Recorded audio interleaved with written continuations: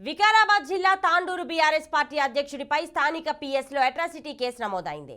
సోమవారం రాత్రి railway station సమీపంలోని ఎంఎస్డి హోటల్ వద్ద ఇరు వర్గాలు ఘర్షణకు దిగాయి. షెడ్డు నిర్మాణ విషయంలో బీఆర్ఎస్ పట్టణ అధ్యక్షులు అప్పు అతని అనుచరులు హోటల్ నిర్వాహకులు రాహుల్తో గొడవకు దిగారు. ఇదే విషయమై ఇరు వర్గాల మధ్య మాటా పెరిగింది. దీంతో ఒకరిపై ఒకరు దాడి చేసుకున్నారు. పరిస్థితి ఉద్రిక్తంగా మారింది.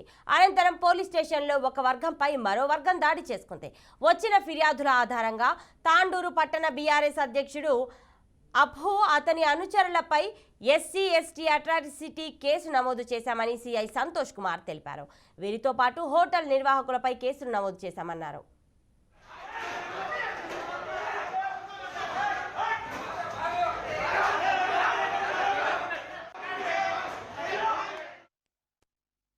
ఓపెనింగ్ ఎవరిని చేసి అడిగినాం, హోటల్ ఎవరిని అడిగి పెట్టినాం, ఈ హోటల్ పెట్టే ముందు కౌన్సిలర్లకు తెలియాలి, కౌన్సిలర్లకు అడగడం తెలియదా, ఇన్ఫర్మేషన్ ఇవ్వాలి, మాతో కలవాలి అనే దాని మీద మాట్లాడి నువ్వు మమ్మల్ని పిలిచినావా, ఎవరిని అడిగి ఫోటోలు పెట్టినావని నాకు తెలియకుండా ఈ దాంట్లో ఏ పని నువ్వు ఎవరికైనా కనుక్కో నా గురించి అయినా నాకు నిజంగా తెలియదు. అప్పుడు వరకు కౌన్సిలర్ విషయం తెలియదు.